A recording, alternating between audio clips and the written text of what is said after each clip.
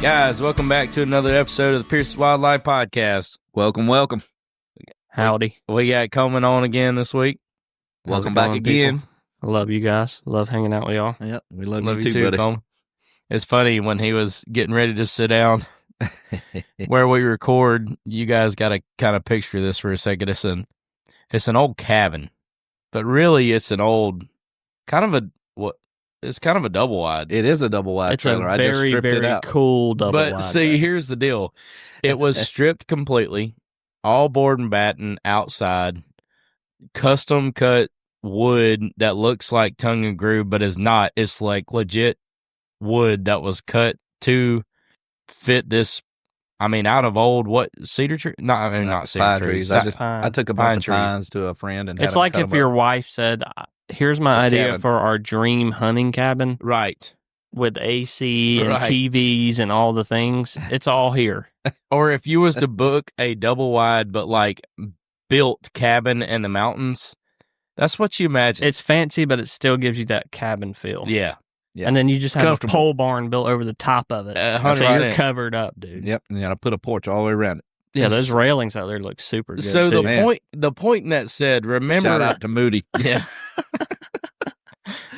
So the point in that said is, it's an old double wide, so the ceilings are kind of short, not super short. I knew this is where you were going. I do too. So Coleman's coming over here to my light sit fixtures down, are a little low. and he wally lops his head on that light fixture so hard that it's literally swinging and about touching the top of the ceiling. I think I might I have think broke it still looking might be at it. swinging. And when I looked back up, I saw that it was a deer antler light. So it's got antlers on it. And I'm like, how did that not stab me in my skull? Your hat is actually dimpled in on the right side a little bit. It is.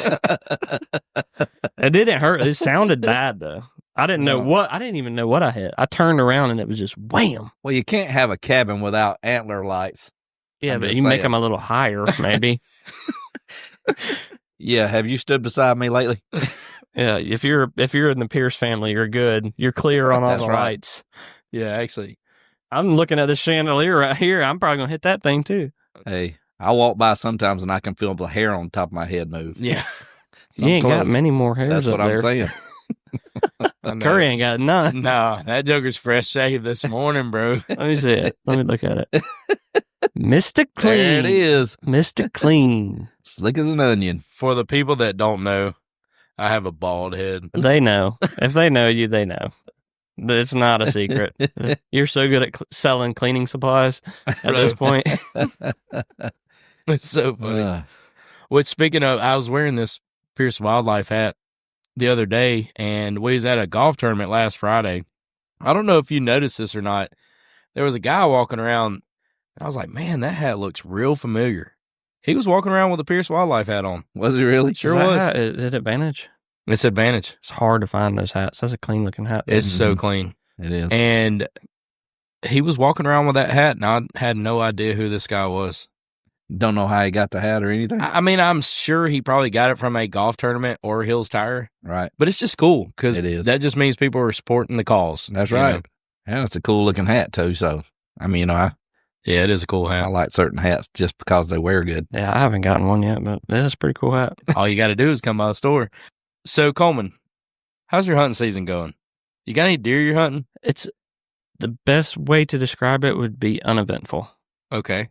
I started out opening week. I went and filmed for a buddy of mine in Sparta. Oh, yeah, you said that in last episode. Did I say that? Well, you said you were filming the whole open weekend. Yeah, opening Right. weekend I filmed, so I wasn't hunting, and that was super uneventful. Like very, I mean, we Like no deer? We may as well have been watching paint dry. Okay. No deer. No deer, but I mean, these guys have big deer on camera, daylighting every day. We go to this stand, nothing.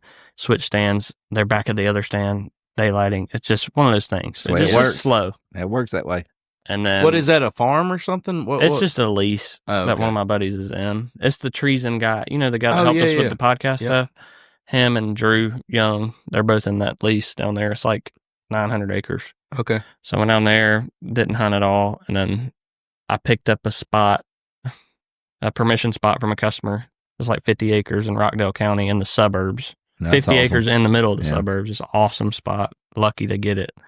And we just kind of been, me and my cousin Dylan been grinding, trying to figure that place out and running cameras, got good deer on camera, but just kind of not in the spot where you like, I feel like I can go in there and kill them. Yeah. Kind of in the spot where you're just like, I guess we just wait and see what happens. Yeah. And so I got 2 spots like that in McDonough, kind of Henry County, Rockdale County area. Are you hunting around your house at all this year? I haven't been at all. I have bow hunted one time this year. Yeah. And that was in Rockdale County. And it was just kind of I needed to get in But the that woods. deer you sent me a picture of, that's a good deer. Yeah, there's some good ones out there, but it's kind of one of those things where there's just so tight in there. It's not like something where you can just go sit and maybe he'll show up. It's like you kind of know by the cameras. Yeah. I hate to say that, but you kind of know by the cameras what they're doing, and you just kind of got to wait it out. Like today, one of them daylights, not the biggest one, but one of them daylights, and Still they a haven't good done deer. that. Yeah. But this cold front, I think, is going to be Yeah, it's pushing them around. runny. And you've been out here just slaying them. I'm waiting on Papa Dwight to. It almost happened last week. It came close. What kind of bow do you shoot now? He still shoots the Hoyt. Yeah, I've got a Hoyt, and that's my regular bow, and then I have a crossbow as well. What do you shoot? Depends on Curry? what my shoulder's feeling like. Still Actually, shoot Matthews Curry.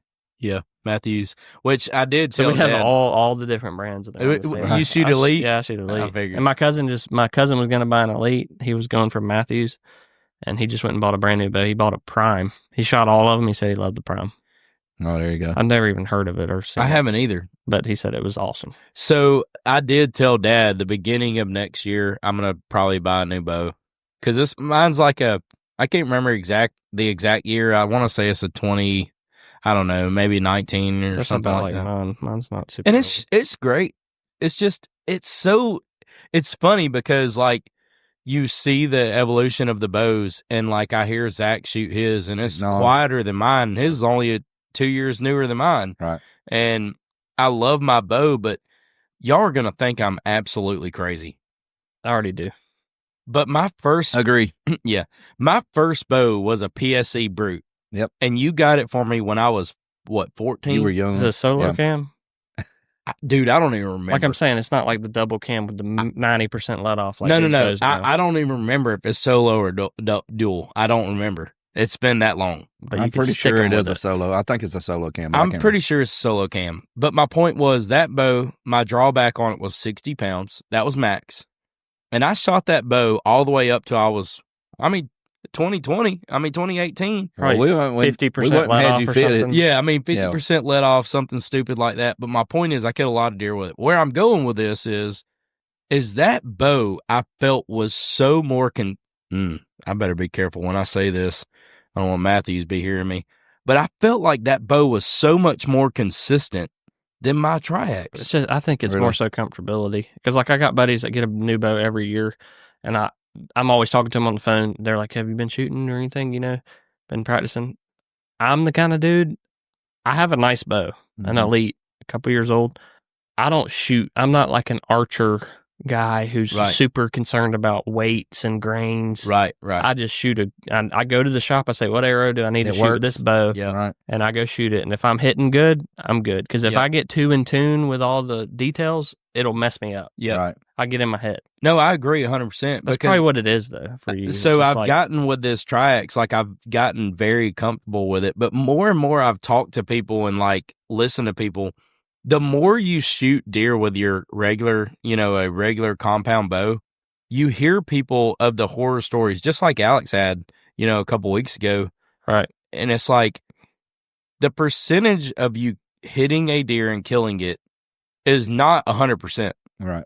with a rifle, like a rifle. You know what I'm saying? Like you don't just pull your bow back and you're like, "Hey, I'm going to kill this deer." You pull that bow back and you put it where you feel comfortable.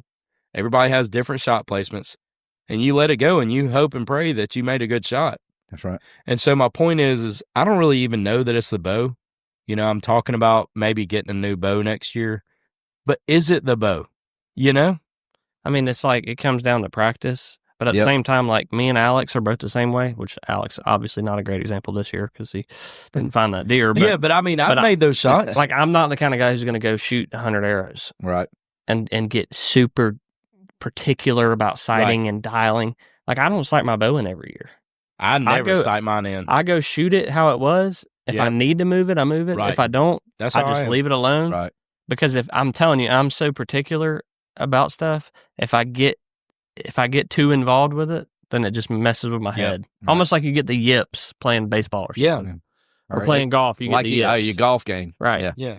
You can get in your head. No one wants a case of the shanks. No. So you cannot think about it too much. Like, I think I shot my bow 10, 15 shots before we started season. Best thing to do is go out there and kill a deer, because it's a whole different animal, Right. shooting at a live animal, even if it's a doe, Right. versus shooting at a block target. And we talked about that a couple episodes ago, Yes, we where you got to have that practice on. Like, for me, I always go opening weekend where I know all the does are, and I go hunt a doe. I shoot a doe. It's very important. It's so important. Because I'm telling you, like, people don't realize you can sit there and watch a doe and get a little rush. Yeah, I right. mean, I don't get a big rush when I watch a doe. I do. I mean, when I'm Especially watching, if I'm going to shoot it. when I'm watching a doe, just watching it in a food plot or something. But it's like you said, if you're going to shoot it, That's the difference. If you've already made up in your mind, I'm going to shoot the first doe that I have a good opportunity at. Yep. That first opportunity, you can't breathe. but you're right, because even any big deer I've ever shot, the first big deer I ever shot, which wasn't a huge deer, probably 120-inch 8-pointer, maybe 115-inch 8-pointer, probably 90. I don't know. Either way, when I stood up, That's so true. probably 75-inch deer. I don't Probably. know. That's right. It's right here on the wall. I get it. Yeah, that's the one. But when I drew back on that deer, at that time I had a 4-pin sight. I don't know what y'all shoot now, but I had a standard circle 4-pin sight, 20, 30, 40, 50. That's right. I put all the pins on the deer's body and shot, Let it rip. because I was freaking out so bad. Well, Yeah. So that's where, like, and getting a single pin sight helped me with that. But the difference between shooting a target and shooting a deer is like 100%. a different world. It is. And accounting for drop too. Right. Yeah. I saw Michael Waddell just posted a video the other day talking about where he's aiming at a deer with a bow, and he got a lot of hate on it from people saying, like, no, that's not right. I agree with it. He's aiming lower than you would think you need to aim. 100%. Like right at that Count for the crease drop. of that Yeah. shoulder, below it almost. Yeah. Right. And I mean, he's a killer, dude. He kills. If Yeah. anybody's killing him, Michael Waddell's killing him. Yeah. Yeah. And so it's He's all shooting just quarters, stuff like dude. that. But Yeah. if I get too involved in it, I just. That's funny you bring that up. Me and Dad's had multiple conversations about that. We watched a YouTube video of the drop of a deer with their head up versus their head down. Right. Their head down. I was just fixing to say the same thing. Yeah. Thinking when you're sitting in the stand and you got your bow sitting there and you pulled your back on your deer and you got your sights on it and sitting there looking at it and you start talking yourself through it. All right. Wait, she turns just a little bit more. Head needs to be up, because you know if the head's down. If the head's down, they can lift their head and they can drop their body another That makes sense. 6 to 8 inches. Yeah. Because they're always pulling their head up. And when they do, their body goes down. And you don't account for that. But if you ever watch it. Can y'all send me that video? Yeah. 100%. Yeah. Because that's it's interesting. so important. I never thought about their head being up or down. When Well, their their head needs to be up. When their head is down, they can drop 16 almost inches to a long ways. Oh, you can totally out of the way of the arrow, just off the sound of the click. Yep. Put it this way: if you're bow hunting and you're shooting deer and hitting them in no man's land high, or spining deer, you're most likely shooting where you would typically shoot on vitals on a deer. Right. But you have to take that into consideration. Yep. They're going to drop where their head's at. They're going to drop. They're going to drop every time until we get bows that shoot a lot faster than they shoot now. Right. Yeah, exactly. And it's so funny that that's a conversation, because just like the deer, I wish somebody would have told me that years ago. You know? Oh, dude. And what it takes is just doing it. Yeah. Like the more you do, I've hit so many deer high and they've gone 250 yards before I found them. And that goes back into the drone thing and all that stuff. Experience. But it's sketchy to shoot a deer where you really, like where Michael Waddell was talking about, where he's holding his pen. To me, to anybody, it would feel sketchy. Like you feel like you could possibly miss them low. Oh, I'm talking about like at the bottom of their body. Yeah, 100%. And they're dropping into it every time. And it's so that's true. A dude who's killed so many deer. Right. It's like, he knows what he's talking about. Absolutely. And another thing that I've learned a lot with my bow hunting is you don't aim, you don't tuck that thing to the front shoulder. No. You keep that thing in the middle towards the back side of that lung. That's where you That let it shoulder, go, and right behind the shoulder. you aim for the bottom lung, and that's where you let her fly. Because every time they're going to drop. They drop. That means you probably only lost maybe 3 or 4 inches. Right. Mm-hmm. Bow hunting is hard. It is hard. Even if you have that's what happened with me. I had a solo cam Matthews. I was trying to kill a turkey with a bow and self-film it, which is, I wouldn't advise anyone to do that. It's not a very good tactic. It's very hard to do. And I missed a turkey because I had to hold that solo cam with like 50% let off. I had to hold it back I'm on the ground turkey hunting. Oh, man. Turkey at 20 yards, and You're I had to probably hold the shaking bow like back. crazy. I'm talking about for 3 or 4 minutes. Yeah. And I was dying, and I ended up shooting above it. And I went that day and bought a Elite. Yeah. But that's what I was going to tell you too. Like, I'm not brand loyal to Elite or anybody. All of these new bows are so much further ahead than the old bows. Amazing. 90% let off. It's like you can pull the bow back and just chill. I'll tell you this. I made a mistake. When I got my Elite, this is so embarrassing to even talk about. I don't even want to hear it. When I got my Elite, so I've been using a solo cam. I've had Pocahontas bows my whole life. Old bows, dude. Yeah. Like Pocahontas' granddad was using these bows when he was hunting. Martin. I used to pull them back all the time with my hand. Yeah. Just like Hand. let me make sure I can still pull this thing back. That's how Right. much I care about it. Oh, I got to say something Dude. on this. So I get this new Elite, and I'm my buddy's over there, and I'm trying to explain to him how much the let off is. This is the first week I have this bow. It's 2 weeks out from bow season. I'm like, bro, check this out. I pull this bow back with my fingers. Right, first mistake. Mm-hmm. Didn't know at the time. I used to do it all the time. Pull it back with my fingers. When I go, I'm like, look, bro, I'm like holding the bow out like this with the let off. And when I go to let down, like I normally would, Slipped out of your fingers. I rolled my hand. Oh, no. I kind of just like you would, Right, roll your right, hand, and it rolled the string off the cam. No, it didn't. And exploded the bow and bent and destroyed both the cam. Both the cams were destroyed. The whole thing was the $650. bows and the I arms paid $980 for the bow, and I paid $650 to fix it. to fix it. Wow. Oh, And my I God. missed opening day of bow season or I used a crossbow because I didn't have a bow. Wow. That's so wild. crazy, dude. But I just didn't know. I did it my whole all right, life. So we're going to talk about the pulling back with your fingers. I did too, until I started, actually bow hunting with, at 14, 15 years old. When you bought me that Scott Enterprise release, I still have that same release. That's what I use now. But anyways, Thumb release or a finger. Oh, that's It's a trigger. Cool, I that's use a a cool thumb release. now. I switched to Yeah, thumb. I'm not swapping. It's hard to swap, but I'm I not love doing the it. thumb now. But so my point is I was out there with Forrest because he's been like begging to shoot Flint's bow. And we're out there, and I'm like, Forrest, you're going to have to pull it back. Like, this is set up for Flint, and it's already, like, mostly released. So, like, you're going to have to pull it as hard as you can. Well, of course, he couldn't do it. He's only 6. But my point is we're out there, and I'm like, this is what you got to do. You pull it back, and this thing's, like, 10 pounds, 15 pounds maybe. It's not very. It's not right. much. Mm-hmm. But my point is I have this thing pulled back with my fingers, okay? And I let it go. I missed the deer completely at 10 yards. What? I was like, what in the world? This is It's absolutely a target, right? This is a target. That's a great bow. It's a mission something by Matthews. So I grabbed the It's a next really nice arrow bow. Mm-hmm. and I pull it back and I shot it again. And the first time I shot, it shot like way high. The second time I shot, it shot like way left. Like I missed the deer both times, the target. And I was like, dude, Because you're using fingers. I just sighted this thing in. So I go get the arrows. I get Flint's little release.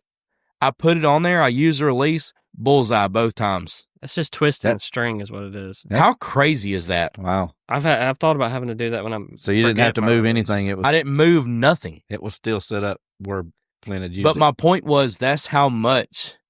And think about the people who shoot longbows. Right. Well, Dude, for there's years. there's not a lot of room for error there at all. No, for years I've been shooting bows a long time, but I hadn't had a whole lot of success when I was younger. But I didn't get into it like you talking about. Just Yeah, give me a bow, stick an arrow in. bow season let's let opened that up a thing month fly. earlier. Right. I'm gonna go.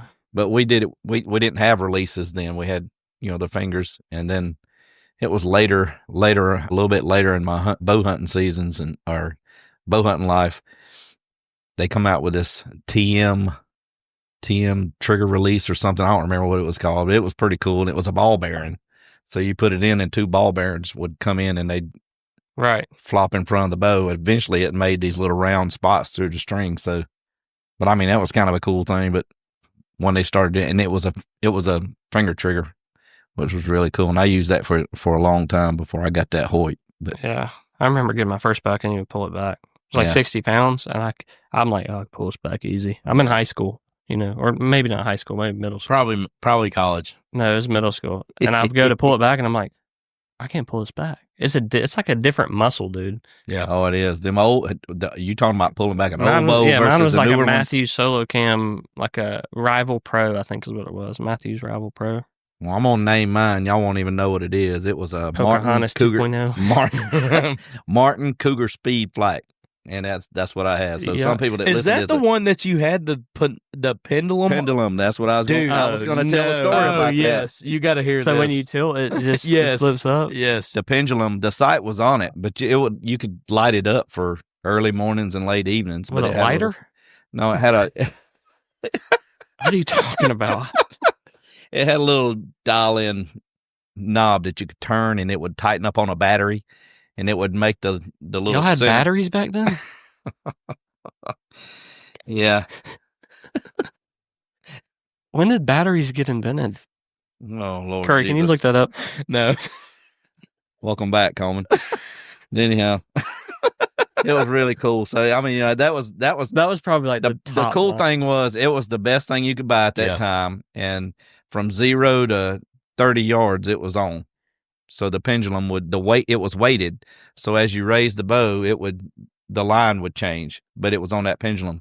That's so crazy. It was crazy. I guarantee if I put it on a bow, it'd still work today. That was good technology though back then. I wonder why they got away from that. It makes sense. Though. So it makes sense, but I feel like they have to be different speeds. I guess the bows now are shooting so fast. They're shooting so fast. Most people now, do y'all shoot single pin adjustable sights now? Yeah. So just one pin with an adjustable dial. With a dial, you can push it up and down when you have all your marks on it and you move it. Yeah. My cousin has I normally keep pin. mine in the same spot. I don't never change it, honestly. I just kind of know what adjust. I know where it's going to go. Yeah. My cousin has a 2-pin sight. It's the same setup, but it's 2-pin. I do like that, though, because he's got 20 and 30 set up. Well, I will tell you this. With that pendulum, back in the day, you had the pendulum was 0 to 30. You didn't have to worry about it. But at 40, 50, anything after that, it had these little pins on the side that you had to adjust and tighten them with an Allen wrench. And this thing actually cost me a pretty decent buck back in the day. I knew that pendulum was dead on the money. I've never heard this. Made me feel real good. Yeah, it was very comfortable on the pendulum. I could hit targets like nobody's business. Actually, when me and my buddies, they were like, man, you need to be competition shooting. And that was then. So I just kind of backed out of it. But I knew that pendulum was 0 to 30 and it was on the money.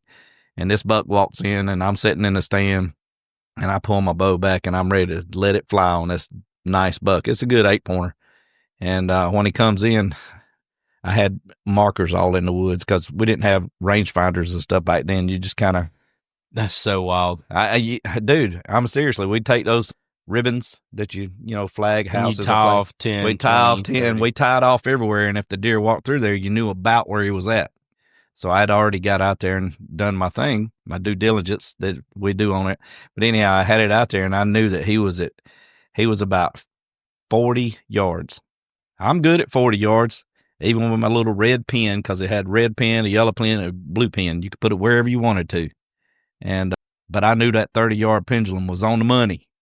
So I reverted back to that when I really should have stayed with my red pen at 40 yards. And when I let it fly, it missed the deer and hit into a big bunch of tree limbs and just like a pinball machine. The whole thing, all 3 pins swing? No. It was 1 pin. No. Like no, a sync. The pendulum would swing. And you didn't from have 0 to 30. anything. I didn't have to change nothing. So, but if I was going over 30 yards, you had to start using those pins that was on the side. It was just imagine a little square box, okay, and the pendulum rocked in the center of it. But you had these pins that would slide up and down on the side of the box, And in order to get your distance for the next ones, you'd have to set it, tighten it up with an Allen wrench, and that was your next pin. So you couldn't trust the pendulum after a certain point. That's crazy. Yeah, so I You missed just walked it. around with an Allen wrench in your pocket all the time? No, once you got it dialed in, it was there. I mean, it was like I could shoot targets like nobody's It business, makes but this sense, was though. just like y'all were saying in the last episode. When the deer's actually in front of you is a whole different thing than a target. You know, you got a target, you can sit there and bust that target data all day long, but that buck just walked in right in between my two targets. Yeah. So now I'm going, okay, do I need to be shooting at the top of his back? Do I need to shoot at the belly? You know, where do I need to put this red pin? You get what I'm going? So that's so crazy. So that's kind of how it was now with my new bow and new sights that we got. I trust those a lot better. Yeah. You ever had an arrow fall out in full draw? No. You don't want to. No, I don't. I had one I just full draw back on a doe when I was younger. Mm-hmm. As soon as I get back and get set and I'm about to shoot, it just, I guess the knock like pulled out of the arrow body. Yeah. And it fell back this way. Oh, crap. I was fixing to and then say, I'm just at full draw.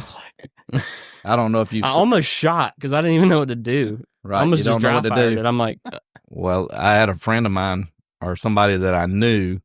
Actually, an arrow fell out of his wrist, and when it fell out, went to let off, and when he did, it shoved it right through his hand. I've seen videos. Oh of that. my I don't even God. want to talk about that. Yep. Arrows going straight through people's hands. You know, one of the scariest things is when you actually think about the bow and you're in full draw, and that broadhead is an inch from your knuckle. Dude, have you ever seen the video of this dude that draws his bow back with an arrow in it? And something happens that I have to find this video. The arrow falls out, and then the bow just kind of like collapses a little bit, and then there's no pressure on the string, but it's still compressed.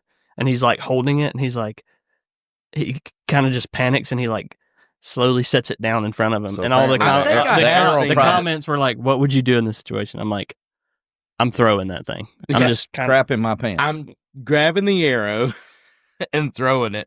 so sketchy, dude. Well, They're apparently, dangerous. if that happened, it must have been rested on the bow or something. Like the arrow was stuck in the bow, and I don't know what it was, I but don't know. there was no pressure on the It's back. gotta go on the somewhere. string. Yeah. it's got to go somewhere. You know, I had a buddy of mine recently, and this is pretty much going to wrap this episode up, but I had a buddy of mine recently took his daughter hunting this year Okay. with a crossbow, and she was walking in. Apparently, when they were walking in, he had already loaded Loaded the crossbow. the crossbow, and when they were walking in, the arrow, somehow the bow just went off. oh no. That's what his post was. The arrow went through his, I can't remember if it was a knee or an ankle, oh Lord. but he showed pictures. Oh my God. Like, that is a perfect example. You do not load that crossbow till you get in the stand, just like a rifle, because that right there could happen. What if she was walking beside him and he was slightly behind her and she had it on the shoulder? I mean, that stuff is so scary, and you got to be so careful with that bow. I hope if I ever were to get shot by anything, it's not a bow with a broadhead on it. Correct. Especially a rage. Any Good broadhead. No, I agree. Can you but imagine how seriously. terrifying that would be? No, I can't, and I don't want to. Like, I would rather Even be. that scenario, you're like, what do you do? So apparently, he's like, let's get back to the truck. Oh, His casually? boot is filling up with blood. I'm sure. Not good. He's calling people on the way. They're hunting a WMA. They're Oh, my miles in the words. wood. Even worse. And I'm just like, hopefully it's not Joe Kerr's where you have zero service. Or Big Lizer. Yeah. Big Any- Lizer's And his Majority boot's of filling up them with do. blood. Yes. And he's hunting in a place where there's probably tons of coyotes. He's literally walking in slosh. probably trying to be strong for his daughter. Trying Yeah. to get back. It's no big deal. We're good. Oh, Oof. man. Well, there's something to think about. It is. Safety. Hey, you know what? We talk about safety on Yeah. here all the time. If it wasn't for the kid thing, I would say just use a compound bow. But Right.